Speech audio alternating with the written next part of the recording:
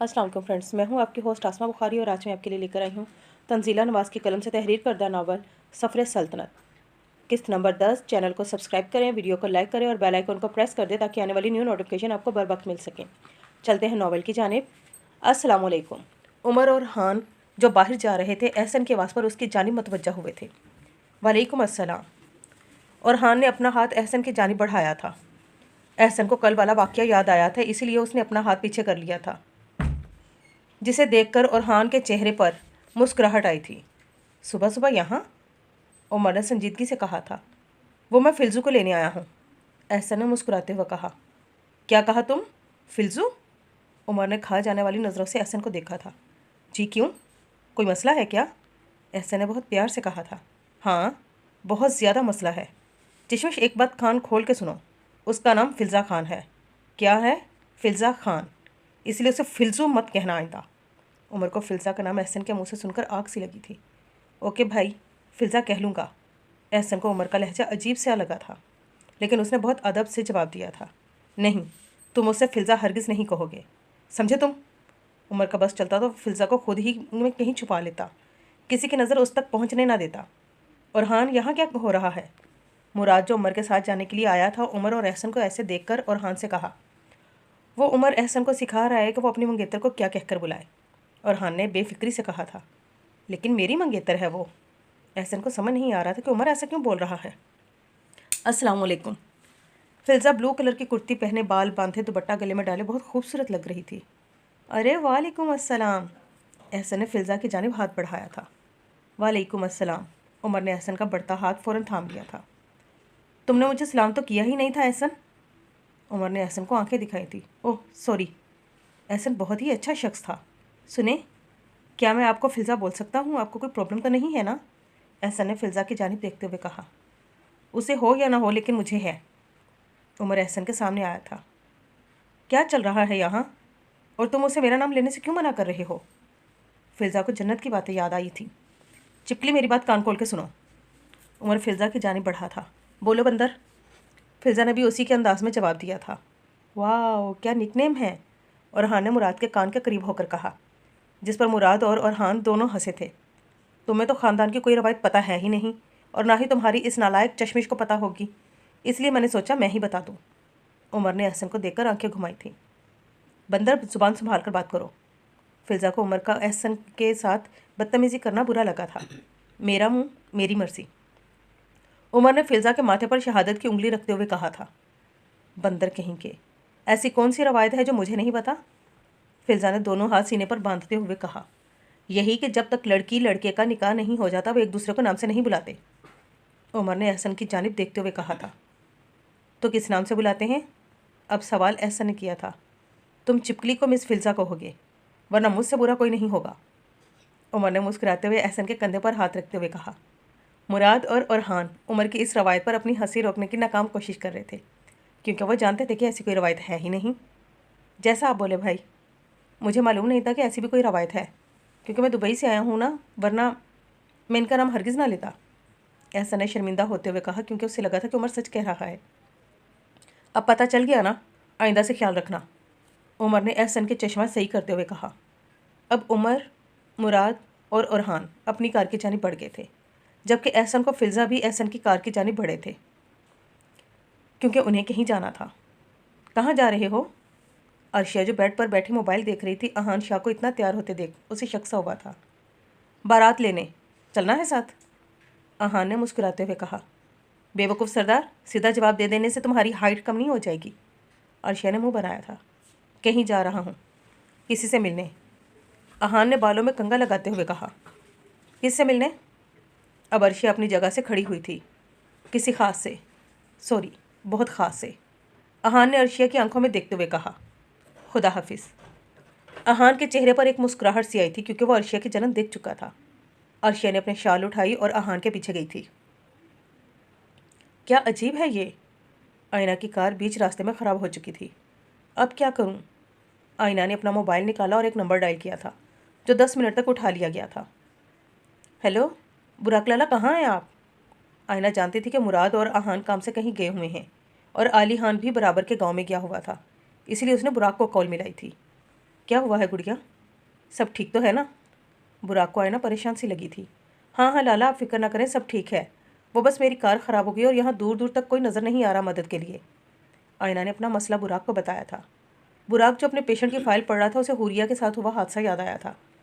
आयना, तो मुझे अपनी लोकेशन भेजो, मैं आ रहा हूँ, और किसी अनजान के साथ मत जाना, वहीं रहना।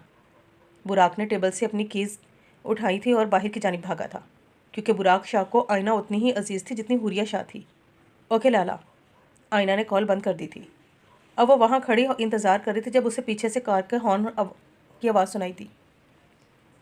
आपको कौन सी ड्रेस पसंद है, सिल्वर या गोल्डन? एक काम करते हैं, मैरून ले लेते हैं। एहसन फिल्ज़ा को ड्रेस दिखा रहा था। जो आपको पसंद है वो ले लें।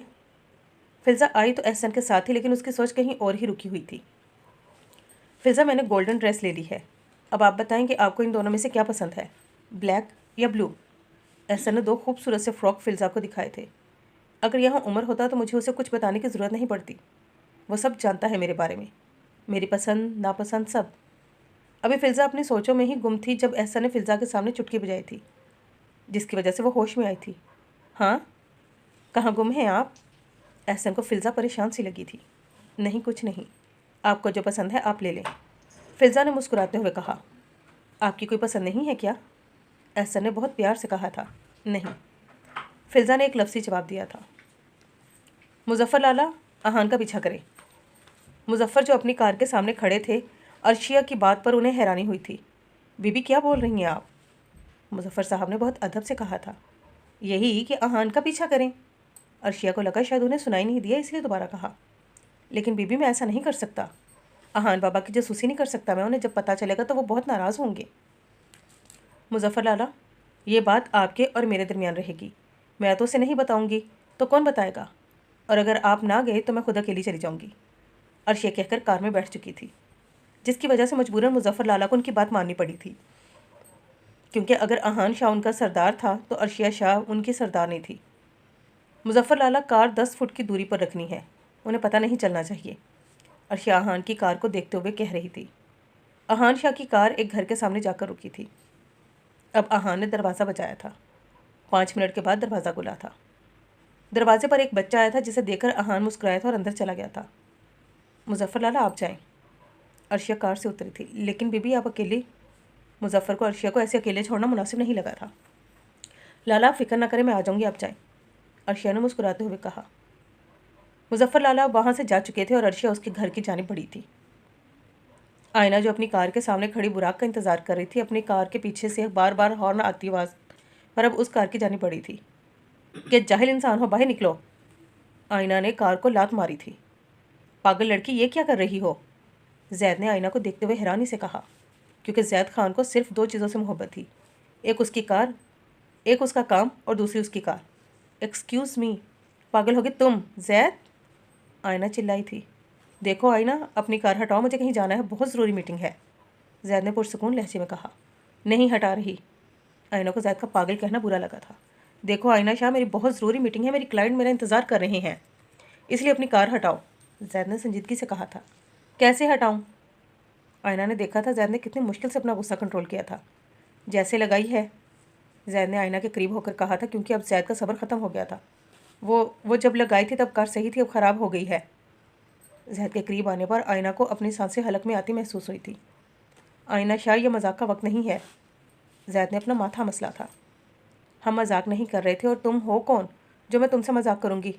और ये अपना गुस्सा कहीं और जाकर दिखाना। शहर की जानिब जाने का ये एक वाहिद रास्ता नहीं है, और भी बहुत से रास्ते हैं। इतनी ही जल्दी है तो दूसरे रास्तों से चले जाओ। आयना की आवाज़ में नमी आई थी, जो जैद ने महसूस की थी। आयना शाह, शाह हवेली की लाडली, जिससे आज तक किसी ने ऊंची आवाज़ में बात नहीं की थी, आज जैद खान ने सख्त लहजे में उससे बात की थी। आयना शाह को बहुत लड़के मिले थे, जिससे आयना को कभी कोई फ़र्क नहीं पड़ा था, लेकिन पता नहीं क्यों जैद के सख्त लहजे ने उसे तकलीफ दी थी। उससे पहले जैद कुछ कहता, बुराक की कार आकर रुकी थी। गुड़िया, तुम ठीक तो हो ना? बुराक जो भागते हुए आयना के पास आया था, आयना की आंखों में नमी देखकर उसे खुद से लगाया था। क्या हुआ है, कुछ हुआ है क्या? बुराक ने आयना का चेहरा अपने हाथों में थामते हुए कहा। बुराक के सवाल पर आयना ने नफ़ी में सर हिलाया था। जैद, तुम यहाँ? बुराक की नज़र अब आयना के पास खड़े जैद पर पड़ी थी। हाँ, वो मैं शहर जा रहा था, लेकिन इनकी कार। जैद ने सारा मामला बुराक को बताया था। ओह, तो तुम एक काम करो, वहाँ से चले जाओ, वो रास्ता भी शहर को जाता है। बुराक ने मुस्कुराते हुए कहा। हाँ, अब यही करना पड़ेगा क्योंकि ये कार ख़राब हो चुकी है और जब तक ये कार यहाँ से हटेगी नहीं कोई दूसरी कार यहाँ से जा नहीं सकेगी, क्योंकि यहाँ के रास्ते इतने पतले हैं कि एक वक्त में एक ही कार गुजर सकती है। जैद ने मुस्कुराते हुए कहा। हाँ, यहाँ के रास्ते छोटे ज़रूर हैं, लेकिन यहाँ के लोगों के दिल लाहौर के लोगों के दिलों से बहुत अच्छे और साफ बड़े हैं। और आपको इतना ही मसला है ना, तो इस गाँव से तो लौट जाएँ अपने शहर वापस। आयना ने जैद की आंखों में देखते हुए एक एक लफ्ज़ चबाकर कहा था और बुराक की कार की जानिब बढ़ गई थी। यार जैद, बुरा मत मानना, वो गुड़िया को अपने गांव से बहुत प्यार है ना, इसीलिए उसे अच्छा नहीं लगा। बुराक ने जैद के कंधे पर हाथ रखा था। ओके, कोई बात नहीं, जैद ने बुराक की बात समझते हुए कहा। खुदा हाफिज़। बुराक ने जैद के गले मिलते हुए उसे अलविदा कहा था और कार की जानिब बढ़ा था। अर्शिया ने उस घर का दरवाज़ा बचाया था जो एक 7 साल के बच्चे ने खोला था। जी आपी, आप कौन? बच्चे ने अर्शिया को नहीं पहचाना था। अर्शिया अहान शाह। अर्शिया घर के अंदर दाखिल हो गई थी। अरे आपी, आप हैं कौन? बच्चा दरवाज़ा बंद करके अर्शिया की जानिब बढ़ा था। अर्शिया एक कमरे में दाखिल हुई थी जहां अहान शाह एक औरत से बात कर रहा था। अर्शिया को वहां देखकर अहान अपनी जगह से उठा था। जी आप कौन? अर्शिया को अपने घर में देखकर उस औरत ने सवाल किया था। अर्शिया अहान शाह। अर्शिया ने अहान की जानिब देखते हुए जवाब दिया था। न जाने क्यों उसका दिल किया कि वो उस औरत को बताए कि वो उसका शौहर है। ये लोग कौन हैं? अर्शिया की आंखों में नमी सी आई थी। ये बच्चे किसके हैं? अर्शिया ने अहान की जानिब देखते हुए सवाल किया। जी मालकिन, ये मेरे बच्चे हैं, उस औरत ने बहुत पुरसुकून होकर जवाब दिया था। तुम यहाँ क्या कर रहे हो? अर्शिया ने अहान से सवाल किया था। उसकी नज़र अहान के चेहरे से नहीं हट रही थी। उसे एक पल के लिए लगा था जैसे हमजा ने हफ्सा को धोखा दिया, वैसे ही अहान भी उसे धोखा दे रहा है। दरअसल ये हमें पैसे देने आए हैं। किस बात के पैसे? अर्शिया ने उस औरत की गोद में बच्चे को देखते हुए कहा जो 2 साल का था। दरअसल अकबर मेरे शौहर का नाम था, वो इनके पास काम करते थे। 1 साल पहले ही मलक ने उन्हें मार दिया था, तब से मेरा और मेरे बच्चों का ख्याल मालिक ही रखते हैं। अर्शिया ने एक नज़र अहान को देखा था जो मुस्कुराकर उसे ही देख रहा था। चलें, अहान ने बहुत प्यार से कहा था। अर्शिया बिना कुछ कहे वहाँ से बाहर आ गई थी। अहान ने बहुत प्यार से अर्शिया के लिए कार का दरवाज़ा खोला था। अर्शिया ने अहान को देखा था और आज उसे पता चला था कि गांव की सारी लड़कियां क्यों अहान शाह से इतनी मोहब्बत करती थीं। अर्शिया बिना कुछ कहे कार में बैठ गई थी। क्या हुआ है, तुम परेशान क्यों हो? अर्शिया जो अपनी इस हरकत पर शर्मिंदा से हुई सर झुकाए बैठी थी, अहान शाह की आवाज़ पर सर उठाकर उसकी जानिब देखा। हाँ? अर्शिया को समझ नहीं आ रहा था वो क्या कहे। हमेशा वो अहान को इतना गलत समझती थी, लेकिन आज जो उसने हरकत की थी उस पर उसका दिल कर रहा था वो फूट फूट कर रोए। मैं पूछ रहा हूँ, कोई बात हुई है क्या? कोई परेशानी है क्या तो मुझे बता सकती हो। अहान को अर्शिया की खामोशी खा रही थी। वो मुझे लगा। अभी अर्शिया बोल ही रही थी जब अहान ने कार रोककर उसे खुद से लगाया था। अर्श, मुझे सब पता है, तुम्हें सफाई देने की ज़रूरत नहीं है। बस इतना जान लो, अहान शाह की ज़िंदगी में सिर्फ एक ही लड़की है और वो है अर्शिया शाह। ना तुमसे पहले कोई थी और ना ही बाद में कोई आएगी। अहान ने बहुत प्यार से अर्शिया के बात सहलाए थे। अहान शाह के हिसार में अर्शिया को बहुत सुकून महसूस हुआ था। अब अहान ने अर्शिया को बहुत नरमी से खुद से दूर किया था। ओह, तुम रोती भी हो? अहान ने अर्शिया को देखकर हैरानी से कहा। नहीं। अर्शिया ने अपने आंसू फ़ौरन साफ़ किए थे। अच्छा हाँ, तुम कैसे रो सकती हो? ज़रूर तुम्हारी आंखों में कुछ चला गया होगा। अहान ने संजीदगी से कहा था। हाँ, ऐसा ही है। अर्शिया ने अपना रुख कार विंडो की जानिब किया था। अहान अपनी मासूम बेबी की इस हरकत पर मुस्कुराया था। दादी, आपने बुलाया? आली खान ने कमरे में दाखिल होते हुए बहुत अदब से कहा था। आली खान ने बुराक और अहान की जानिब देखा जो उसे देखकर मुस्कुरा रहे थे। आली खान को कुछ अलग ही लगा था। हाँ, वो मैंने तुमसे बहुत ज़रूरी बात करनी थी। दादी ने आली खान को अपने पास बेड पर बैठने का इशारा किया था। जी बोले, आली खान ने बहुत प्यार से कहा था। आली खान शाह की ज़िंदगी में सबसे ज़्यादा अहमियत शाह नवाज़ साहब की थी, जिनके लिए आली खान शाह अपनी जान भी कुर्बान कर सकता था। वो दादी ने यह बताना था कि खान हवेली वालों ने मना कर दिया है तुम्हारे रिश्ते के लिए। बुराक ने संजीदगी से कहा था। बुराक की बात पर आली खान शाह मुस्कुराया था। आप मुस्कुरा क्यों रहे हैं? हम सच बोल रहे हैं, वाकई मना कर दिया है उन्होंने। बुराक ने अपनी बात का यकीन दिलाते हुए कहा। नामुमकिन, आली खान ने मुस्कुराते हुए कहा। नहीं, सच्ची? आपको मुझ पर यकीन नहीं है क्या? अब बुराक आलिहान के पास आया था। आलिहान ने एक नज़र अहान की जानिब देखा था जो नीचे देखकर मुस्कुरा रहा था। उसके बाद दाजी की जानिब देखा जो मुस्कुरा रहे थे। क्या वाकई दाजी उन्होंने शाहनवाज साहब के पोते आलिहान शाह को मना किया है? आलिहान ने मुस्कुराते हुए कहा। मुबारक हो। शाहनवाज साहब ने हंसते हुए आलिहान शाह को गले लगाया था। यार दादा, अगर आप एक दफ़ा झूठ बोल देते तो क्या हो जाता? बुराक ने मुंह बसूरा था। मेरे लाडले शाह, झूठ बोलना गुनाह है। दाजी ने बुराक को खुद से लगाया था। शाहनवाज साहब को अपने सारे पोते बहुत अजीज़ थे, लेकिन बुराक शाह से उनका प्यार मुख्तलिफ था, क्योंकि बुराक शाह सबसे छोटा और लाडला शाह था, जिसकी हर ख्वाहिश शाहनवाज साहब ने पूरी की थी। बुराक शाह के लिए शाहनवाज साहब कुछ भी कर सकते थे। वैसे दादी, मुझे आपके ये डिम्पल बहुत प्यारे लगते हैं, बुराक ने मुस्कुराते हुए कहा, जिस पर शाहनवाज साहब का कहका गूंजा था। अरे मेरे शेर, ये भी तुम ले लो, तुमसे अच्छे थोड़ी ना हैं। शाहनवाज साहब के लहजे में बहुत प्यार था। दादू यार, बुराक ने शाहनवाज साहब के गालों पर प्यार किया था, और ये भी सिर्फ बुराक शाह ही कर सकता था। चिपकली, कैसी हो और क्या क्या शॉपिंग की है? उमर और ओरहान अभी हवेली के लाउंज में दाखिल हुए थे, जहाँ सब मौजूद थे। जैसी सुबह थी। फिल्जा ने आंखें घुमाई थीं। सुबह तो प्यारी लग रही थी, लेकिन अब नहीं लग रही, उमर ने बेफिक्री से कहा था। वैसे तुम ये बताओ, इस चिशमिश का ज़्यादा खर्चा तो नहीं किया ना? और कपड़े किसकी पसंद के हैं? उमर ने मुस्कुराते हुए कहा। बेजान इसे कहें कि उसे चिशमिश ना बोलें। फिल्जा को चिढ़ हुई थी। वैसे फिल्जा, चिशमिश को चिशमिश ही कहते हैं, और हान ने मासूमियत से कहा था, जिस पर वहाँ बैठे सब लोगों का कहका गूंजा था। बंदर, तुम्हारा दोस्त भी तुम्हारी तरह है।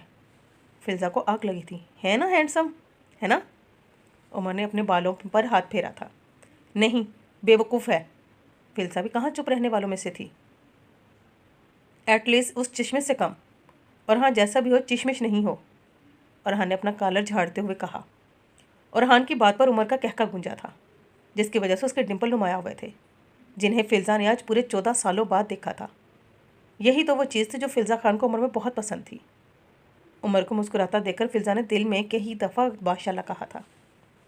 वैसे फिल्जा, ये ड्रेस किसकी पसंद की है? मरियम ने फिल्जा का ड्रेस देखते हुए सवाल किया। एहसन की पसंद का है, उमर ने बेफिक्री से कहा। तुम्हें किसने बोला कि एहसन की पसंद का है? उमर के जवाब पर फिल्जा उसकी जानिब मुतवज्जा हुई थी। यह भी कोई बताने वाली बात है क्या? तुम्हें ऐसे फ़्रॉक और भारी ड्रेसेस बचपन से नहीं पसंद? उमर की बात पर फिल्जा की आंखें हैरत से फैली थी। वो इंसान 14 सालों बाद भी उसकी पसंद नापसंद से वाकिफ़ था। क्या हुआ? मुझे ऐसे ना देखो, मुझे तुम्हारी पसंद नापसंद बहुत अच्छे से पता है। फिल्जा को अपनी जानिब ऐसे देखकर उमर ने मुस्कुराते हुए कहा। कुछ नहीं। फिल्जा ने अपना सर झटका था। हनी, मेरी बात सुनो। मैंने गेस करो आज क्या बनाया होगा। इस वक्त वो जो सब हाल में खाने की मेज़ पर मौजूद थे, जब जन्नत उमर के पास आई थी। जन्नत के हाथ में कुछ था जो उसने अपनी कमर के पीछे छुपाया हुआ था। मुझे तुम्हारी बातों में कोई इंटरेस्ट नहीं है, उमर ने बेजारियत से कहा था। ये देखो, तुम्हारा फेवरेट। जन्नत ने गाजर के हलवे का बाउल उमर के सामने रखा था। उमर खा जाने वाली नज़रों से जन्नत को देख रहा था, जहाँ सबको झटका लगा था। वहीं अरहान जो पानी पी रहा था, उसके मुंह से पानी बाहर निकला था। क्या हुआ है हनी? ट्राई करके बताओ ना कैसा बना है। मैंने अपने हाथों से बनाया है, जन्नत ने एक्साइटमेंट से कहा था। तुम्हें किसने बोला है कि मुझे गाजर का हलवा पसंद है? उमर का लहजा सख्त था।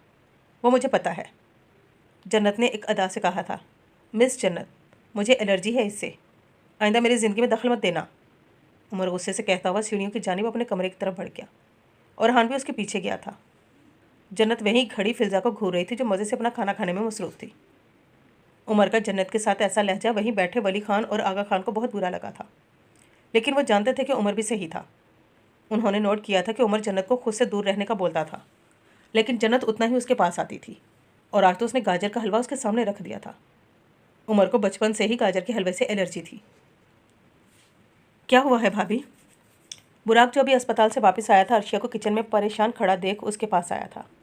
वो खीर बनानी है, अर्शिया ने परेशानी से कहा था। तो बनाए ना। मुराद भी आ चुका था। मुझे नहीं आती, मुझे किचन का कोई काम नहीं आता, अर्शिया ने नाखून मुंह में डालते हुए कहा। चले मिलकर बनाते हैं। बुराक अब अपनी कफ कोहनियों से ऊपर कर रहा था। क्या? नहीं, अगर किसी ने देख लिया तो उन्हें बुरा लगेगा, अर्शिया ने मुँह बसूरा था। अरे भाभी, कौन देखेगा? अम्मी और चाचियाँ गई हुई हैं मार्केट, आ जाएं। मुराद अब खीर का सामान निकाल रहा था। चलें, अब ये चावल उबालें। बुराक के कहने पर अर्शिया चावल उबाल रही थी, जबकि बुराक खोपरा और मुराद बादाम काट रहा था। भाभी, एक बात तो बताएं, आपको किचन का कोई काम नहीं आता क्या? मुराद ने मुस्कुराते हुए पूछा। नहीं, मेरा तो सारा फोकस अपनी पढ़ाई पर था। मुझे क्या पता था कि वो बेवकूफ़ सरदार ऐसे मेरी ज़िंदगी में टपक जाएगा। अर्शिया मेज़ पर बैठी थी। बेवकूफ़ सरदार? बुराक को तो अर्शिया की आवाज़ पर झटका सा लगा था, जबकि मुराद का कहका गूंजा था। ये अहान लाला का निकनेम है जो मेरी भाभी ने दिया उन्हें, मुराद ने हंसते हुए कहा। नाम तो बड़ा क्लासिक दिया आपने। वैसे अहान को पता है उसका नाम? बुराक ने हंसते हुए कहा। भाभी इसी नाम से पुकारती हैं लाला को, मुराद ने मुस्कुराते हुए कहा। हाँ, फिर तो बहुत गट्स हैं आप में। बुराक ने अर्शिया की तारीफ की थी, जिस पर अर्शिया खिलकर हंसी थी। पूरे 2 घंटे बाद खीर बन चुकी थी। तैयार है आपकी पहली रसोई, मुराद ने खीर की जानिब इशारा करते हुए कहा, जिस पर बुराक और अर्शिया दोनों हंसे थे। अब अर्शिया खीर को प्यालों में डाल रही थी और मुराद और बुराक उस पर बादाम और बाकी चीज़ें डाल रहे थे।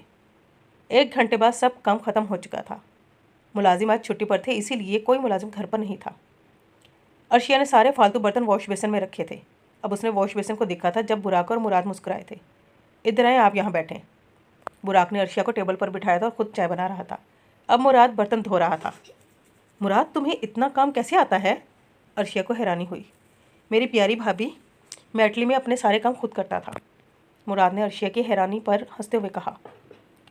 मुराद शाह को बर्तन धोने में ग्लोबल अवार्ड भी मिला है, बुराक ने चाय कप में डालते हुए कहा, जिस पर अर्शिया हंसी थी। बुराक, तुमने किससे सीखी है चाय बनाना?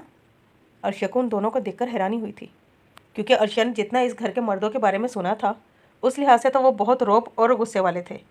लेकिन अर्शिया जितना उनको जान पाई थी, उस लिहाज से तो ये लोग बहुत अलग थे। एक दूसरे पर जान मारने वाले, अपनों से बहुत ज़्यादा मोहब्बत करने वाले। अहान से। बुराक ने चाय के कप मेज़ पर रखे थे। क्या वाकई उस बेवकूफ़ सरदार को चाय बनानी आती है?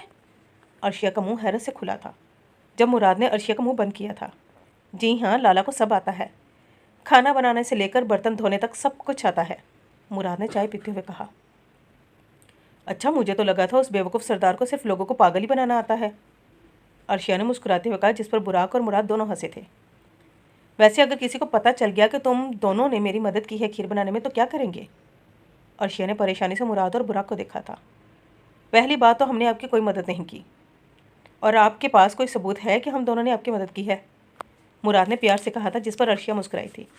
वैसे अगर किसी को पता चल भी गया तो अपने उस बेवकूफ़ सरदार को कहना एक हुक्म सुना देगा, बात ख़त्म। उसके बाद कोई कुछ नहीं बोल सकेगा, क्योंकि अहान के हुक्म की खिलाफ वर्जी कोई नहीं कर सकता, बुराक ने धीमी आवाज़ में कहा था, जिस पर अर्शिया और मुराद खुलकर हंसे थे। उमर, मुझे एक बहुत ज़रूरी बात पता चली है। उमर जो लाउंज में बैठा किसी गहरी सोच में मुब्तला था और हान की बात पर उसकी जानिब मुड़ा था। हाँ बोलो। उमर बा मुश्किल मुस्कुराया था, क्योंकि उसके अंदर बहुत तकलीफ थी। एहसन ने कहा था कि वो दुबई में रहता है और पाकिस्तान कभी आया ही नहीं, और हान उमर के सामने वाली कुर्सी पर बैठा था। हाँ तो? उमर ने थके हुए लहजे में कहा। उमर, ऐसा कुछ नहीं है, मैंने पता करवाया है, वो पहले भी कई दफ़ा पाकिस्तान आ चुका है। और हान ने संजीदगी से कहा था। क्या? उमर सीधा होकर बैठा था। हाँ जिगर, मैंने उसका मोबाइल हैक किया है, और तुझे पता है मुझे उसमें क्या मिला है? ये देख। और हान ने कुछ तस्वीर उमर को दिखाई थी। उमर जैसे जैसे उन तस्वीरों को देख रहा था, उसकी आंखें हैरत से फैल रही थी। लेकिन गुस्सा तो उसे तब आया जब उस उमर ने उन तस्वीरों में फ़िज़ा की तस्वीर देखी। वो तस्वीर मुख्तलिफ़ लड़कियों की थी, और ज़्यादातर लड़कियों की पिक्स शादी की थी। उमर को 1 सेकंड लगा था वो सब समझने में। कहाँ है वो अभी? उसकी लोकेशन ट्रेस करो, हम अभी उसके पास जा रहे हैं। उमर के लहजे में बहुत गुस्सा था। उमर, अगर अब भी हम उसके पास गए तो उसे शक हो जाएगा, और हान उसे समझाते हुए कहा। और हान? उमर को समझ नहीं आ रहा था वो क्या कहे। सब सही हो जाएगा जिगर, हम मिलकर सब सही कर देंगे। मैं हूँ ना तेरे साथ, भाभी को गलत हाथों में नहीं जाने देंगे। और हान ने उमर को गले से लगाया था। हाँ, उमर ने मुस्कुराते हुए कहा था। तुझ पर ये इंसानों वाली हंसी सूट नहीं कर रही। और हान ने उमर की कमर में मुक्का मारा था, जिस पर उमर और हान के पीछे भागा था। काश मम्मा बाबा अब जिंदा होते। आपको पता है मैं बहुत तकलीफ़ में हूँ। फिल्सा एक तस्वीर को अपने सीने से लगाए रो रही थी। मम्मा, मैं ऐसा नहीं करना चाहती थी। मैं उमर से बहुत मोहब्बत करती हूँ। बाबा के बाद वो एक ही मर्द है जिससे फिल्ज़ा खान ने टूटकर मोहब्बत की है। लेकिन मैं क्या करूँ? जब मैं उसे किसी और के साथ सोचती हूँ मुझे ठीक से सांस भी नहीं आती। मेरा जिस्म कांप जाता है। मैं सांस लेना चाहती हूँ लेकिन मैं नहीं ले पाती। मम्मा मैं बहुत मजबूत हूँ लेकिन उम्र के मामले में मैं बिल्कुल कांच जैसी हूँ। मम्मा मैं क्या करूँ? वो जन्नत मेरे हिस्से की ज़िंदगी ले गई। वो मेरे हिस्से के सारे ख्वाब जिएगी। फिल्सा फूट फूट कर रो रही थी। मम्मा मैं बहुत अजियत में हूँ। जब इंसान किसी ऐसे इंसान से बिछड़ रहा हो जिसके साथ गुजारे हुए लम्हे ख्वाब की तरह रूह में बसे हों, जिसकी हर आवाज़ पर दिल अलग की तान से धड़कता हो, तो ये क़यामत का आलम होता है। और उस वक्त इंसान को अपनी ही सांसें अजियत लगती हैं। या अल्लाह, उमर मेरी अधूरी मोहब्बत है, उसे हमेशा महफूज रखना। फिल्ज़ा रोते रोते कब नींद की आगोश में चली गई थी उसे पता ही नहीं चला। अस्सलाम वालेकुम। अहान ने पहले दादी के हाथ चूमे थे, फिर उन्हें आंखों से लगाया था। अब वो खाने की मेज़ पर बैठा था। अहान बाबा ये खाकर बताएं कैसी है? बीबी जी ने बनाई है। सायमा ने मुस्कुराते हुए खीर अहान के सामने रखी थी। खीर की सजावट देखकर उसे कुछ याद आया था। अहान ने खीर की पहली चम्मच खाई थी। सब लोग बहुत गौर से अहान के बोलने को इंतज़ार कर रहे थे। अहान ने एक नज़र मुराद और बुराक की जानिब देखा था, जो नीचे देखकर मुस्कुरा रहे थे। खीर खाने के बाद अहान का शक यकीन में बदल चुका था। उसे एक सेकंड नहीं लगा था ये पहचानने में कि ये किसने बनाई है। अहान ने एक नज़र अर्शिया की जानिब देख जो नज़रें चुरा रही थी। लाला कैसी बनी है? हुरिया ने खुशी से कहा। बहुत लजीज, इतनी लजीज कि इस खीर का मुकाबला दुनिया का माहिर शेफ़ भी नहीं कर सकता। अहान ने अर्शिया की जानिब देखते हुए कहा। अर्शिया जो सोच रही थी कि वो कुछ ख़राब ही बोलेगा, अहान की तारीफ़ पर उसकी जानिब देखा था जो उसे ही देखकर मुस्कुरा रहा था। वहाँ बैठा हर शख्स अहान की बात पर मुस्कुराया था। दादी को अहान का अर्शिया को इतनी इज्जत देना अच्छा लगा था। वो अहान शाह से यही उम्मीद रखते थे। यह कोई नई बात नहीं थी। इस हवेली में सब मर्द औरतों को इतनी ही इज्जत देते थे। आगा खान, हमने एक फ़ैसला किया है। अभी वो मेज़ पर बैठे खाना खा रहे थे जब वली खान ने संजीदगी से कहा। सब लोग दादी के जानिब मुतवज्जा हुए थे। जी भाई। आगा ने बहुत अदब से कहा था। मेरे यहाँ इस हवेली में दिल लग गया है, इसीलिए हमने फ़ैसला किया है कि हम अपनी आगे की सारी ज़िंदगी इसी हवेली में गुजारेंगे। इस हवेली में बहुत यादें हैं हमारी। दादी का लहजा नम हुआ था। भाई ये तो बहुत खुशी की बात है। आगा खान हमेशा से चाहते थे कि हम सब वहाँ वापस आ जाएं। अगर दादी यहाँ हैं तो हम भी यहीं रहेंगे। शाइस्ता बेगम ने मुस्कुराते हुए कहा। क्यों नहीं, आप सब यहीं रहें। आप सबके आने से ये हवेली एक दफ़ा फिर जिंदा हो गई है। इस हवेली की खुशियाँ लौटी हैं। वैसे भी मेरे बहू और बेटे के बाद ये हवेली बहुत वीरान सी हो गई है। बीजान ने बहुत मुश्किल से कहा था। आप फिक्र ना करें, हम हैं ना, अब यह हवेली हमेशा आबाद रहेगी। फरताशिया ने बीजान के हाथ पर अपना हाथ रखते हुए कहा, जिस पर सब मुस्कुराए थे। फरताशिया की शादी जैसे भी हुई थी, लेकिन खान फैमिली ने उसे बहुत इज्जत दी थी। उसकी हर खुशी का ख्याल रखा जाता था क्योंकि वो इस घर की पहली बहू थी। और फिर रिश्ते निभाना खान फैमिली को बहुत अच्छे से आता था। अर्शिया बीबी आपको दादी बुला रही हैं। सायमा ने अर्शिया को दादी का हुक्म दिया था। अर्शिया जो किचन में काम कर रही थी, सायमा की बात पर हाँ में सर हिलाया था। दादी आपने बुलाया? अर्शिया ने दरवाजे पर खड़े होकर अंदर आने की इजाज़त चाही। आओ बच्चे। शाहनवाज साहब बहुत सख्त थे, लेकिन शाह हवेली की बेटियों के लिए उनका लहजा हमेशा नर्म होता था। और अर्शिया का तो बात ही अलग थी, क्योंकि ये शाहनवाज के सबसे बड़े और जान से प्यारे पोते की बीवी थी। अर्शिया सामने सोफे पर बैठी थी। ये बताएं, आपकी तालीम कहाँ तक मुकम्मल हुई थी? शाहनवाज साहब ने मुस्कुराते हुए पूछा। मुस्कुराने की वजह से उनके गाल पर डिंपल पड़े थे, जिसे देखकर अर्शिया ने माशाल्लाह कहा था। क्योंकि शाहनवाज साहब के चेहरे पर बहुत नूर था, इसलिए वो मुस्कुराते हुए और भी खूबसूरत लगते थे। अस्सलाम वालेकुम जानाने बुराक। बुराक ने कमरे में दाखिल होते ही सलाम किया था। बुराक उनकी कुर्सी पर बैठा था। मुराद, अहान और आलिहान भी कमरे में आए थे। मुराद और आलिहान अर्शिया के साथ सोफे पर बैठे थे, जबकि अहान बेड पर दादी के साथ बैठा था। बच्चे क्या हुआ है? शाहनवाज ने अर्शिया को अपना सवाल याद दिलाया था। आखिरी साल चल रहा था। अर्शिया ने बहुत अदब से जवाब दिया था। अर्शिया की आंखें नम हुई थीं, आज उसके ज़ख्म ताज़ा हुए थे। बच्चे इधर आए मेरे पास।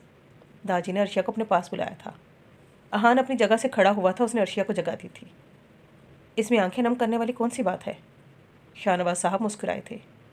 अच्छा एक बात बताएं, आप अपनी डिग्री मुकम्मल करना चाहती हैं? शाहनवाज साहब ने पुरसकून लहजे में कहा था। क्या आप सच में मुझे पढ़ाएंगे? अर्शिया की आंखों से एक आंसू बहा था। जी बच्चे, लेकिन एक शर्त पर। शाहनवाज साहब ने संजीदगी से कहा था। कैसी शर्त? अर्शिया का दिल एक दफ़ा फिर डर सा गया था। उसके लिए आपको मजबूत होना पड़ेगा। क्योंकि हमारे बहुत दुश्मन हैं। अगर आप ऐसी ही रोती रहेंगी तो हम आपको नहीं जाने देंगे। शाहनवाज साहब ने मुस्कुराते हुए कहा। हम नहीं रो रहे। शाहनवाज साहब की बात पर अर्शिया ने फ़ौरन आंसू साफ किए थे। अरे दादी, मेरी भाभी रो नहीं रही, वो तो उनकी आंखों में कचरा चला गया है ना भाभी? बुराक ने अपनी मुस्कुराहट छुपाई थी। हाँ, अर्शिया ने बहुत मासूमियत से कहा था, जिस पर वहाँ बैठे सब लोग मुस्कुराए थे। ओके, तो फिर फैसला हो चुका कि आली खान के निकाह के बाद आप यूनिवर्सिटी जाएंगी और आपको लेकर जाने की जिम्मेदारी बुराक शाह की और लाने की जिम्मेदारी मुराद शाह की। शाहनवाज साहब ने हुक्म दिया था। जैसा आप कहें। बुराक और मुराद ने सीने पर हाथ रखते हुए हुक्म को कबूल किया था। शुक्रिया, बहुत बहुत बहुत अच्छे हैं। अर्शिया ने शाहनवाज साहब को गले लगाया था। शाहनवाज साहब अर्शिया की इस हरकत पर मुस्कुराए थे, जबकि वहाँ बैठे सब अर्शिया की इस हरकत पर हैरान थे, क्योंकि आज तक हुरिया और आयना ने भी शाहनवाज साहब को ऐसे गले नहीं लगाया था। अर्शिया वहाँ से जा चुकी थी। अर्शिया के चेहरे पर एक अलग सी खुशी थी जो सबने देखी थी। लाला, कभी आपने ऐसे गले लगाया है दादी को? मुराद ने आली खान से कहा। नहीं, क्योंकि ये मेरी भाभी ही कर सकती है, आली खान ने मुस्कुराते हुए कहा। ऐसे तो कभी मैंने भी नहीं किया, मुराद ने एक आईब्रो झुकाया था। लेकिन वो कर सकती हैं, क्योंकि वो अर्शिया शाह हैं, आहान ने बेफिक्री से कहा था। आखिर को भाभी किसकी हैं? मुराद ने अपना कॉलर सही किया था। मेरी, बुराक ने हंसते हुए कहा। मुराद ने खा जाने वाली नज़रों से बुराक को देखा था। बीवी किसकी है? आहान ने अपना हक जताते हुए कहा। बस आहान, मेरी भाभी का ज़्यादा शो ऑफ ना करो। बुराक ने मुंह बनाया था, जिस पर वहाँ बैठे सब लोगों का कहका गूंजा था। खुदा मेरे बच्चों की खुशियों को किसी की नज़र न लगने दे। शाहनवाज साहब ने अपने पोतों को ऐसे हंसते देखकर खुदा से दुआ की, उनकी खुशियों की दुआ मांगी थी, क्योंकि उन चारों में से ही तो शाहनवाज साहब की जान बचती थी। वो चारों शाहनवाज साहब का सब कुछ थे, लेकिन शाहनवाज साहब नहीं जानते थे कि उनके पोतों की खुशियों को नज़र लग चुकी है। उनके पोतों पर क़यामत गुजरने वाली है। जल्दी करो छिपकली, हम शॉपिंग करने जा रही हैं, तुम्हारी बारात लेने नहीं, जो तुम इतनी देर लगा रही हो। उमर और बाकी सब पिछले 20 मिनट से फ़िज़ा का इंतज़ार कर रहे थे। वो सब फ़िज़ा के निकाह की शॉपिंग करने जा रहे थे। मरियम और फ़िज़ा का निकाह साथ रखा गया था एक ही दिन को, इसलिए सब नौजवान अपनी शॉपिंग करने जा रहे थे। आज उन्हें सारी शॉपिंग मुकम्मल करनी थी, क्योंकि परसों मरियम और फ़िज़ा का निकाह था। आ गई चलो, फ़िज़ा ने आते हुए चिढ़कर कहा। उनकी कार एक ज्वेलरी शॉप के सामने रुकी थी और वो सब अपनी अपनी ज्वेलरी पसंद कर रही थी। शाह हवेली के सब नौजवान भी वहाँ आ चुके थे। हफ़ी, ये कैसी है? मरियम ने अपनी हार उठाया था, जो बहुत खूबसूरत था। उस पर बहुत खूबसूरत काम हुआ था। बहुत खूबसूरत लग रहा है। अपने पीछे से आती हुई आली खान की आवाज़ पर मरियम ने हार फ़ौरन नीचे रखा था। आली खान को अपना इतने पास देखकर मरियम की सांसें रुकी थी। क्या हुआ? ले लें, बहुत खूबसूरत लग रहा है, आली खान ने मुस्कुराते हुए कहा। हाँ। आली खान की मुस्कुराहट मरियम को कंफ्यूज कर देती थी, क्योंकि आली खान शाह को मरियम ने सिर्फ 2 दफ़ा मुस्कुराते देखा था, एक अपने घर पर रिश्ते के दिन और एक आज। मैंने कहा, लेने बहुत खूबसूरत लग रहा है आप पर, आली खान ने हार की जानिब इशारा करते हुए कहा। नहीं। मरियम को आली खान शाह से खौफ आने लगा था। भाई, ये पैक करो, आली खान ने शॉप पर खड़े एक मुलाजिम से कहा था। Okay sir. शॉपकीपर ने हार उठा लिया था, लेकिन अभी मरियम कुछ कहने ही वाली थी जब जैद ने मरियम के कंधे पर हाथ रखा था। गुड़िया, कुछ पसंद आया? जैद ने बहुत प्यार से कहा था। ये लें आपका ऑर्डर, शॉपकीपर ने एक लाल कलर का बॉक्स उनके सामने रखते हुए कहा। गुड़िया, सिर्फ एक और भी लो। जैद को अपनी बहन बहुत अजीज़ थी। जैद खान को मरियम से बहुत मोहब्बत थी। जैद की बात पर मरियम ने हाँ में सर हिलाया था। हफ्सा को साइड पर बैठे देख बुराक उसकी जानिब आया था। आप कुछ नहीं लेंगी? बुराक का लहजा मोम था। नहीं, मुझे शौक़ नहीं इन सब का, हफ्सा ने मुस्कुरा कर कहा था। लेकिन आप पर अच्छी लगेगी ज्वेलरी, बुराक ने सामने एक खूबसूरत से हार को देखते हुए कहा। नहीं, मेरा दिल नहीं है। हफ्सा ने आखिरी दफ़ा हार अपनी शादी पर ही पहना था। इधर आए मेरे साथ, बुराक ने अपनी जगह से खड़े होते हुए कहा। लेकिन प्लीज़, बुराक ने इल्तिजा की थी, इसलिए हफ्सा उसके साथ आ गई थी। अब बुराक और हफ्सा शॉप के अंदर वाले कमरे में आए थे, जहाँ सिर्फ वही थे, सब लोग बाहर थे। ये कैसी है? बुराक ने एक हार का सेट हफ्सा के सामने रखा था, जो डायमंड का था। उसका काम बहुत खूबसूरत था। बहुत खूबसूरत है, बुराक की पसंद बहुत अच्छी थी। आपको पसंद आया तो आप ले सकती हैं। बुराक को हफ्सा के चेहरे पर मुस्कुराहट देखकर सुकून मिला था। नहीं, ये बहुत महंगा है, हफ्सा ने बॉक्स बंद किया था। बुराक मुस्कुराया था। कोई बात नहीं। हफ्सा खान इस बात से अनजान थी कि बुराक शाह अपनी सारी दुनिया हफ्सा खान पर लुटा सकता था। हम बाहर चलते हैं, यहाँ सब डायमंड है। हफ्सा ने एक नज़र उस कमरे को देखते हुए कहा जहाँ सब हार और ब्रेसलेट डायमंड के थे। एक शर्त पर आप बाहर से कोई हार खरीदेंगी, बुराक ने कुर्सी से खड़े होते हुए कहा। ओके, हफ्सा ने पुरसकून लहजे में कहा।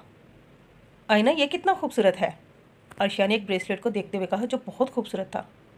हाँ खूबसूरत तो है, आपको पसंद है तो हम ले लेते हैं, आईना ने मुस्कुराते हुए कहा। क्या ये आपको पसंद है, आहान ने अर्शिया के करीब होकर झुककर कहा। आहान को अपने इतना पास देखकर अर्शिया के दिल में एक अलग ही शोर मच चुका था।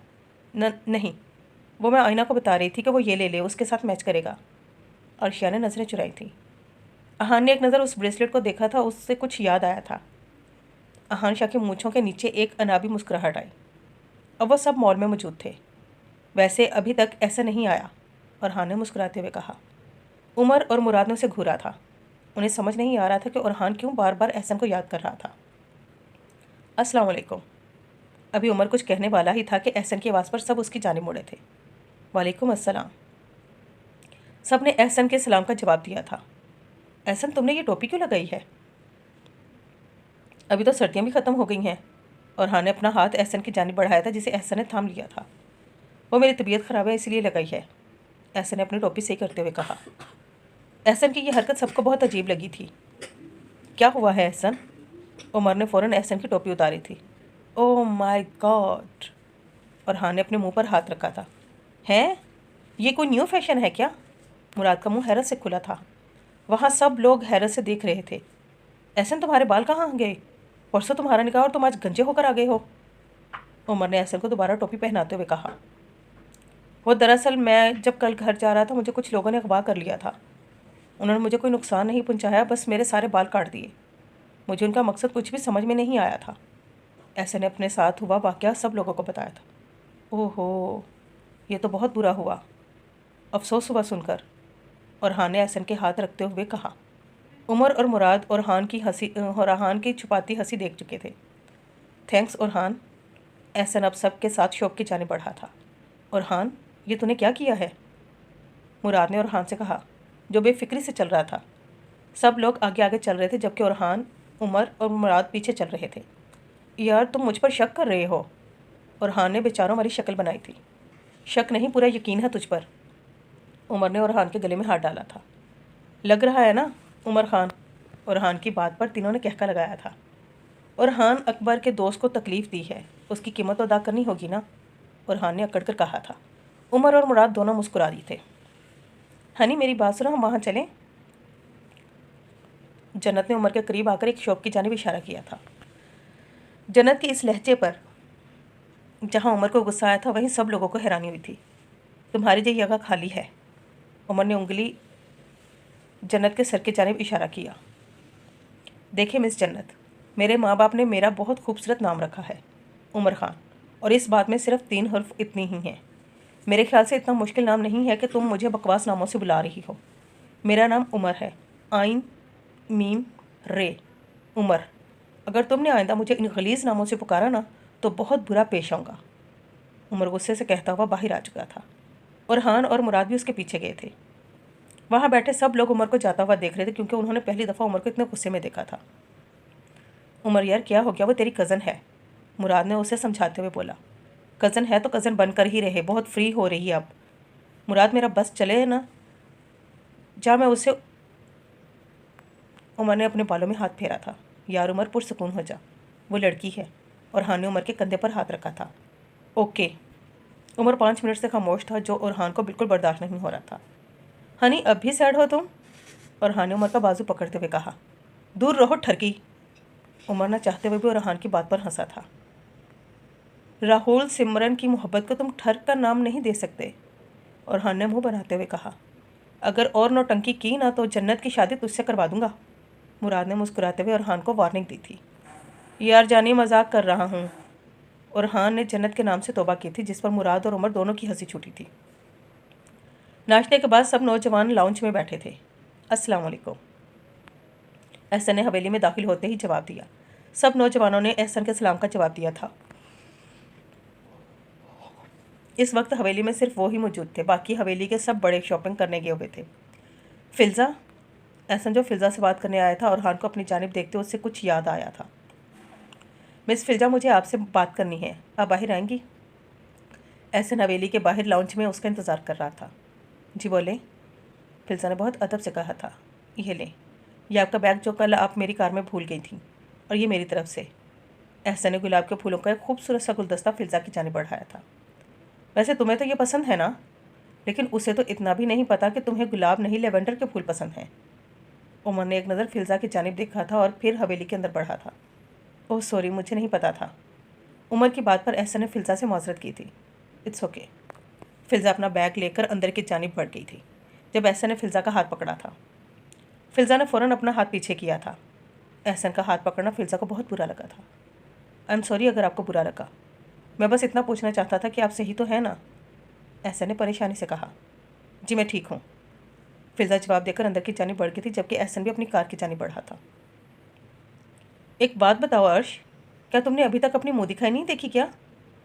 अर्शिया जो ड्रेसिंग टेबल के सामने खड़ी तैयार हो रही थी, अहान के सवाल पर उसकी जानिब देखा था, जो सोफे पर बुराजमान बहुत प्यार से उसे देखकर मुस्कुरा रहा था।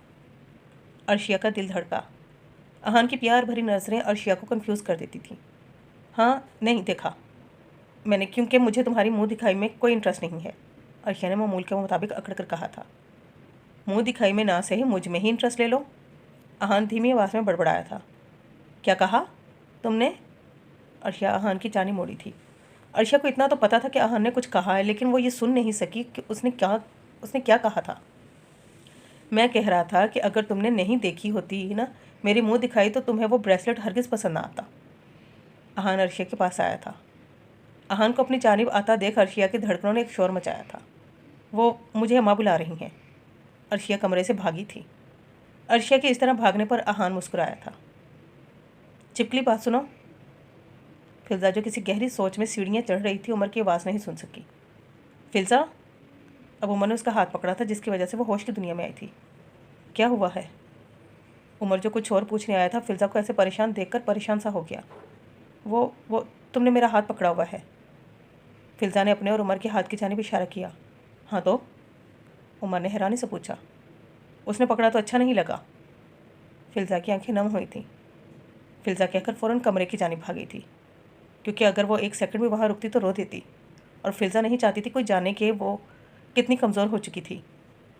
फिल्जा का ऐसा करना उमर को और बेचैन कर गया था, क्योंकि इतने दिनों में उमर इतना तो जान चुका था कि वो उमर से दूर जाने के लिए एहसन से शादी कर रही है, लेकिन वो ऐसा क्यों कर रही है उसकी वजह उमर को वो नहीं मालूम थी। अम्मा मैं अंदर आ जाऊँ? शाइस्ता बेगम बीजान के कमरे के दरवाजे पर खड़ी इजाज़त मांग रही थी। आ जाओ मेरी बच्ची, बीजान ने बहुत प्यार से कहा था। शाइस्ता बेगम आकर उनके कदमों में बैठी थी। क्या हुआ है बच्चे? बीजान ने उनके बालों पर हाथ फेरते हुए कहा। अम्मा बहुत बिखर गई हूँ मैं। शाइस्ता बेगम की आंखों से एक आंसू बहा था। उनका वो आंसू बीजान से छुपा हुआ नहीं था। वो उनकी तकलीफ़ समझ सकती थी।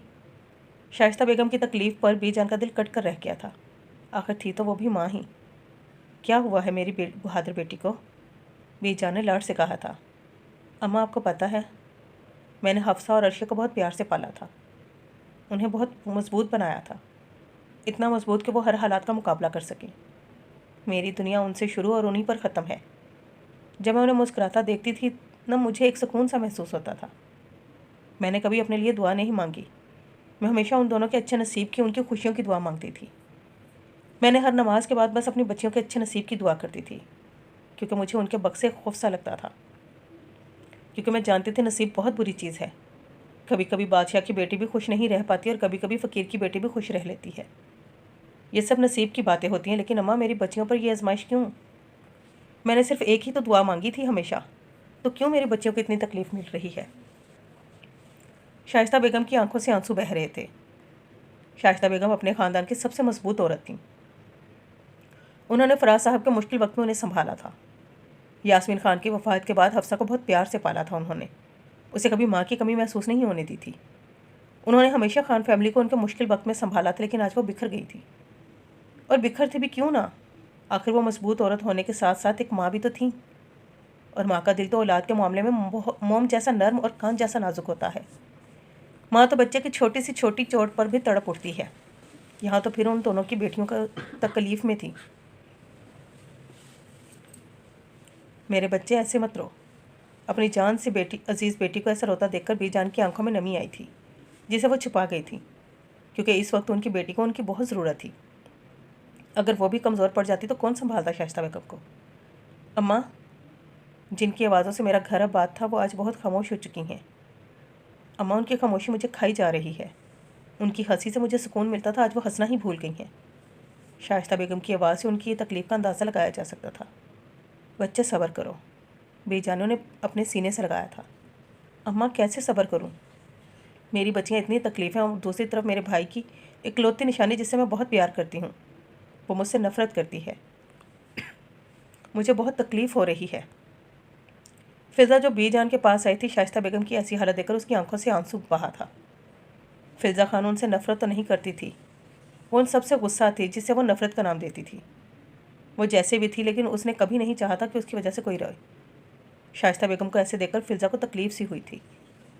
उसने अपनी फुफ्फो को ऐसे बिखरता कभी नहीं देखा था। वो तो बहुत मजबूत थी, मुश्किलों में भी मुस्कुराने वाली, आज वो रो रही थी। ये बात तो फ़िज़ा को बहुत अच्छे से मालूम थी कि उसकी फुफ्फो उससे बहुत प्यार करती हैं, लेकिन वो तो बस उन्हें ये बताना चाहती थी कि वो इस मुश्किल वक्त में छोड़ गई थी। वो उन्हें तकलीफ़ हरगिज़ नहीं देना चाहती थी। फ़िज़ा अपने कमरे की जानिब भागी थी। बच्चे, फ़िज़ा तो बस वक्ती गुस्सा है। तुम सबसे वो बहुत ज़्यादा, बहुत देर तक तुम लोगों से नाराज़ नहीं रह सकेगी। मैं जानती हूँ अपनी गुड़िया को। बेजान ने शाइस्ता बेगम की एक परेशानी हल की थी। और बच्चे, ये सब नसीब की बातें होती हैं। हम सिर्फ अपने बच्चों को हौसला दे सकते हैं, उन्हें खुश रख सकते हैं, उनकी तकलीफ़ों में उनके हमदर्द बन सकते हैं, लेकिन हम उनका नसीब नहीं बदल सकते। ये तो खुदा के काम है। वो जो कुछ अपने नसीब में लिखवा कर लाए वो उन पर आएगी।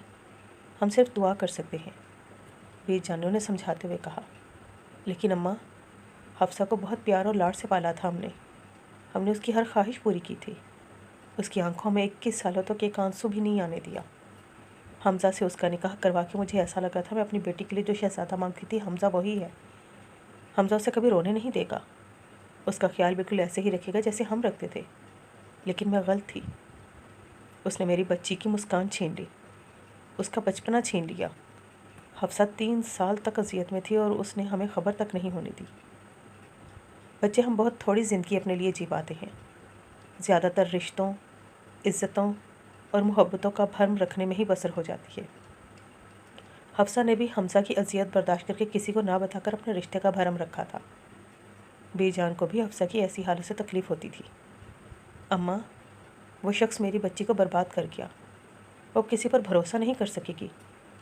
उसकी सारी ज़िंदगी उसके सामने पड़ी है। आपको पता है, औरत की ज़िंदगी में आने वाला पहला मर्द ही यह तय करता है कि वो आगे किसी मर्द पर भरोसा करेगी या नहीं। शाइस्ता बेगम ने अपनी आंखों से बहता आंसू साफ किया था। बच्चे, कुछ लोगों का हमारी ज़िंदगी से जाना ही बेहतर होता है। उनका जाना हमें अज़ियत देता है, लेकिन हमें बाद में समझ आता है कि हम जिसे सहमत समझ रहे होते हैं वो एक रहमत होती है। हमज़ा का जाना भी कुछ ऐसा ही है। मेरे बच्चे, खुदा वो गुफ्तगू सुन सकता है जो हम नहीं सुन सकते। खुदा वो देख सकता है जो हम नहीं देख सकते। और खुदा कभी भी दो दिलों को तब तक जुदा नहीं करता जब तक उन दोनों में कोई एक धोखेबाज ना हो। और हमज़ा हफ्सा से मोहब्बत करता ही नहीं था, वो उसे धोखा और अजियत दोनों दे रहा था। इसीलिए खुदा ने उसे हफ्सा से दूर कर दिया था। शाइस्ता, मेरा दिल कह रहा है बहुत जल्द ही मेरी शहज़ादी के लिए एक शहज़ादा आएगा जो उसकी ज़िंदगी जन्नत जैसी बना देगा, जिसके लिए हफ्सा का एक एक आंसू कीमती होगा, जो उसे कभी तकलीफ़ नहीं देगा, जो उसका ख्याल खुद से ज़्यादा रखेगा। बेजान ने कुछ सोचते हुए कहा। खुदा करे, इंशाअल्लाह। शाइस्ता बेगम ने बेजान की बात पर सर हिलाया था। और जहाँ तक अर्शिया बच्चे की बात है तो तुम उससे खुद बात कर लेना, लेकिन मैं यकीन से कह सकती हूँ अहान शाह ने उसे कोई तकलीफ़ नहीं दी होगी। वो बहुत अच्छा इंसान है। बेजान ने शाइस्ता बेगम को उस फिक्र से आज़ाद किया था। बेजान की बात पर शाइस्ता बेगम मुस्कुराई थी। हफ्सा, यहाँ क्या कर रही हो? उमर और अरहान उसे अकेले लॉन्च में बैठा देकर उसके पास आए थे। उमर ने नोट किया था कि हफ्सा बहुत खामोश सी रहने लगी है, इसीलिए उमर और अरहान ने फैसला किया था कि वो हफ्सा को पहले जैसी हफ्सा बनाने की पूरी कोशिश करेंगे, क्योंकि अर्शिया का ध्यान रखने के लिए उसके पास मुराद और बुराक थे, लेकिन हफ्सा के पास कोई नहीं था। कुछ नहीं, बस ऐसे ही बैठी हूँ। हफ्सा बहुत मुश्किल मुस्कुराई थी, क्योंकि हंसना तो वो 3 साल पहले ही भूल चुकी थी। चलें, बाहर चलते हैं। अरहान ने कार की कीज़ निकालकर हफ्सा के सामने रखी थी। नहीं अरहान, तुम दोनों जाओ, मेरा दिल नहीं है, यहाँ मेरे पास बैठकर बोर हो जाओगे, हफ्सा ने अफसुर्दगी से कहा था। हफ्सा यार, अब तुम भी ऐसे करोगी? उमर ने मुंह बनाया था। उमर प्लीज़ सैड ना हो तुम, और हान के साथ जाओ, घूमो, हफ्सा ने उमर के कंधे पर हाथ रखते हुए कहा था। और मेरा क्या? मैं जो सैड हूँ मेरी किसी को फिक्र नहीं है। और हान ने हफ्सा का ध्यान अपनी जानिब खींचा था। और हान का मुंह बना देख हफ्सा मुस्कुराई थी, क्योंकि और बिल्कुल किसी मासूम बच्चे की तरह ही लगता था। क्या हुआ है आपको? हफ्सा ने उसे देखकर कहा। कुछ नहीं, और अगर कुछ हो भी गया तो कौन सा किसी को कोई फ़र्क पड़ता है। और हान ने अपना चेहरा दूसरी जानिब मोड़ लिया था। और हान, तुम्हें पता है इस वक्त तुम किसकी तरह लग रहे हो? हफ्सा ने उमर की जानिब देखते हुए कहा, जो मुस्कुरा रहा था। किसकी तरह? और हान का चेहरा अभी भी उस तरफ था, रूठी हुई महबूबा की तरह। हफ्सा की बात पर और हान ने हफ्सा की जानिब देखा था, जो खिलकर हंसी थी। हफ्सा बहुत वक्त के बाद ऐसे खुलकर हंसी थी। हफ्सा को ऐसे देखकर उमर और हान को सुकून सा मिला था। और हान उमर की फैमिली के बहुत करीब था। और हान के अम्मी का इंतकाल हो चुका था, वो अकेला था। पहले तो वो बहुत बिगड़ा हुआ था, लेकिन उमर और मुराद से दोस्ती होने के बाद उमर और मुराद ने उसे बहुत बदल दिया था। और हान उमर की फैमिली को ही अपनी फैमिली मानता था, और उमर के घर वाले भी और से बहुत प्यार करते थे। इसलिए जब उमर ने और को घर की परेशानी और हफ्सा की हालत के बारे में बताया था तो और भी पाकिस्तान आ गया था, क्योंकि उन लोगों ने और को बहुत प्यार दिया था। तो और उन लोगों को ऐसे कैसे छोड़ सकता था। अब बताएं, आप चल रही हैं ना हमारे साथ? और ने आंखें छोटी की थी। लेकिन मुझे 2 लोगों के साथ नहीं जाना। अब तुम दोनों डिसाइड कर लो कौन जाएगा मेरे साथ, हफ्सा ने कार कीज़ उठाते हुए कहा। यह भी कोई पूछने वाली बात है भला?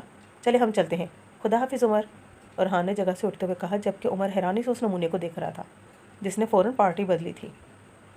सबर खुदा हाफिज़ के बच्चे। उमर और हान की जानिब भागा था। मजाक कर रहा हूँ, अपने गले में उमर का बाजू महसूस करके और हान ने हंसते हुए कहा था। चलो आ जाओ दोनों। हफ्सा हंसते हुए अपनी जगह से खड़ी हुई थी। वो दोनों हफ्सा के साथ गाड़ी की जानिब बढ़ गए थे। मुराद जो बाहर जा रहा था, किचन में किसी के वजूद को देखकर मुस्कुराता हुआ किचन की जानिब बढ़ा था। क्या कर रही हो? हुरिया जो किचन में चाय बना रही थी, अपने इतने पास से मुराद की आवाज़ महसूस करके फ़ौरन पीछे मुड़ी थी। लेकिन मुराद को अपने इतने पास देखकर उसका सांस रुक सा गया था। क्या हुआ है? मुराद ने हुरिया के दोनों तरफ बाजू रखे हुए थे। कुछ नहीं। हुरिया को अपनी जान निकलती हुई महसूस हो रही थी। क्या कर रही हो? मुराद ने उसके हसीन चेहरे पर नज़रें टकाए सवाल किया था। चाय, हुरिया बा मुश्किल बोल पाई थी। वैसे मैंने एक बात सोची है, मुराद ने संजीदगी से उसकी जानिब देखते हुए कहा। पूछोगे नहीं कि क्या सोच रहा हूँ? हुरिया को मुसलसल खामोश भागकर मुराद ने कहा था। क्या? हुरिया को मुराद से खौफ सा आता था, जिसे मुराद ने महसूस किया था। रुखसती। मुराद ने हुरिया और अपने दरमियान मौजूद एक कदम के फासले को ख़त्म किया था। किसकी? हुरिया पीछे को हुई थी, लेकिन पीछे जगह नहीं थी। मुराद शाह उसके बहुत करीब था। हमारी। जल्द ही तुम्हारी रुखसती ले लूँगा, फिर सिर्फ तुम और मैं होंगे। अपना ये डर अभी से ही ख़त्म कर दो, क्योंकि तुम्हारा ये डर मुझे तुम्हारे करीब आने से नहीं रोक सकता। मुराद ने हुरिया के कान के करीब सरगोशी की थी, फिर अपने होंठों से उसके कान की लू को चूमता हुआ वो मुस्कुराता हुआ देखकर जा चुका था, जबकि हुरिया वहीं खड़ी सदमे में थी। वो जो मुराद के नाम से भी डरती थी, वो शख्स उसकी रुखसती लेने वाला था। हुरिया को अब भी अपने पास से मुराद शाह की खुशबू आ रही थी। ये किसने रखे हैं? आयना जो अभी अभी शावर लेकर निकली थी, अपनी ड्रेसिंग टेबल पर गुलाब के फूलों का गुलदस्ता देखकर उसे हैरानी हुई थी। कहीं ये जहान सिकंदर ने तो नहीं रखे? बुद्धू, वो असल ज़िंदगी में ही नहीं है। आयना ने अपने सर पर थप्पड़ मारा था। आयना को नावल का बहुत शौक़ था। वो हर वक्त नावल पढ़ती रहती थी। उसे नावल से इश्क था। उसके पास मुख्तलिफ और बहुत सी नावल्स की बुक्स थीं, जिन्हें वो हर वक्त पढ़ती रहती थी। बस यही वजह थी कि जब भी उसकी अम्मी उसकी शादी की बात करती थी तो वो आहान और मुराद की जानिब देखती थी, और वो दोनों एक लंबी सी खूबियों की लिस्ट उनके सामने रख देते थे, जिन पर उनकी अम्मी वहाँ से उठकर चली जाती थी, यह कहकर कि मत चढ़ाओ उसे सर पर, जिस पर वो दोनों एक ही बात कहते थे कि क्यों ना चढ़ाएं, ये हमारा इकलौता बच्चा है। ये फूल किसने रखे हैं? आयना ने गुलदस्ता उठाते हुए कहा, जिससे गुलाब की बहुत खूबसूरत महक उठ रही थी। वो फूल फ्रेश थे। गुलदस्ता उठाते ही उसे गुलदस्ते के नीचे एक कार्ड मिला था। उसने कार्ड खोला। टू कल्बी बिन साहिबी, the other honour of my heart, I am sorry my rose, you are my सनजुस अस्किम, माई एंडलेस लव। इसमें काफ़ी अल्फाज तुर्की ज़ुबान के लिखे हुए थे, जिसका मतलब वो जान चुकी थी, क्योंकि उसे तुर्किश ज़ुबान सीखने का बहुत शौक़ था और काफ़ी हद तक वो सीख भी चुकी थी। लेकिन वो कौन था जो उसे इतने प्यार भरे खत लिख रहा था? वह नहीं जान पाई थी, क्योंकि इस खत में किसी का नाम नहीं लिखा हुआ था। आयना ने खत को एक नज़र देखा था, फिर उसे अलमारी में रख दिया था। वो ये तो जान चुकी थी कि वो शख्स कोई भी था, उसकी पसंद भी बखूबी वाकिफ़ था, इसलिए उसके गुलाब के फूल भेजे थे और वो ख़त तुर्किश ज़ुबान में लिखा था। आयना वो गुलदस्ता लेकर हवेली की लाउंज में आई थी। बाबा साईं, आयना ने एक बूढ़े शख्स को मुखातिब किया था जो पौधों को पानी दे रहा था। बाबा साईं इस हवेली के बहुत पुराने मुलाजिम थे, वही यहाँ के पौधों का सारा ध्यान रखते थे। जी गुड़िया। आयना शाह को हवेली के सब मुलाजिम प्यार से गुड़िया ही कहते थे। हवेली के सब मुलाजिम भी आयना से बहुत प्यार करते थे, क्योंकि यह हवेली हर वक्त आयना की शरारतों से गूंजती रहती थी। वो बहुत हंसमुख थी, जिसकी वजह से सब मुलाजिम बहुत जल्दी उससे घुल मिल जाते थे। ये गुलाब के फूल हैं, ये पता नहीं किसके हैं, लेकिन ये बहुत खूबसूरत हैं, इसलिए आप इन्हें एक पौधे में लगा दें ताकि ये मुरझाए नहीं। आयना ने गुलाब के फूल बाबा साईं की जानिब बढ़ाए थे, जिन्हें बाबा साईं ने थाम लिया था, क्योंकि वो जानते थे आयना को गुलाब बहुत पसंद थे। शुक्रिया, आयना कहकर हवेली के अंदर की जानिब भागी थी, जबकि बाबा साईं उसको देखकर मुस्कुराए थे, जो कहने को तो 20 साल की थी, लेकिन उसमें अब भी बचपना था।